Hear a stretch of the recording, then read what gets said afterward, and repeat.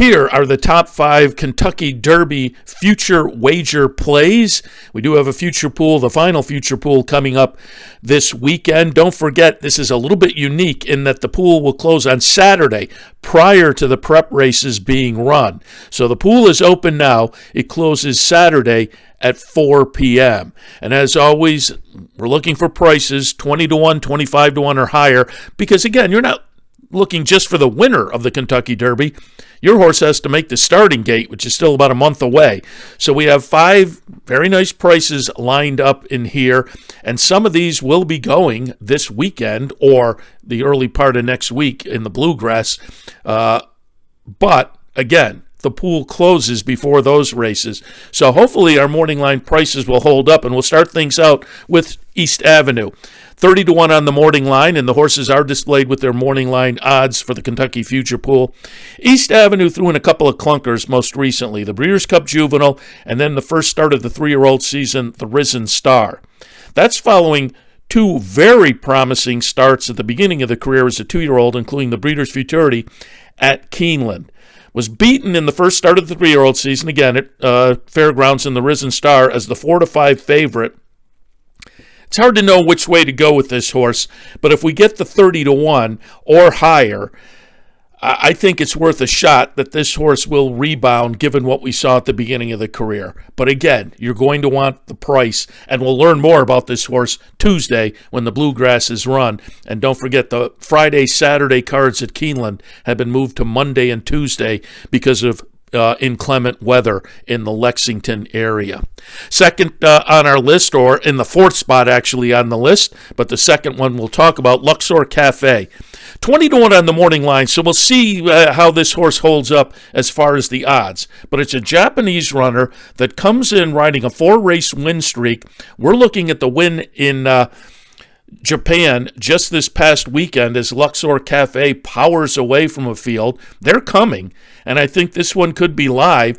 Japan horses have been running very well internationally for the last 2 or 3 years, and don't forget Forever Young last year. So Luxor Cafe on the list, but just edges in at 20 to 1. We'll see if that price holds up. Burnham Square, a more attractive 40 to 1, and I often say never make a decision on a horse one way or the other, good or bad, based on one race. And the Fountain of Youth really wasn't bad. It was a 4th place finish, but it was a little disappointing as the 9-5 beaten favorite. After a win in the Holy Bull, I would not be shocked to see a rebound coming up in the Bluegrass for Burnham Square. And again, if you get 40 to 1, a lot of that is based on that last race, but the 1-2 back, the 1-3 back say that price is awfully attractive. Next spot, we will go to Statesman. Statesman will run this weekend in the Wood at Aqueduct. Statesman 80 to 1 on the morning line.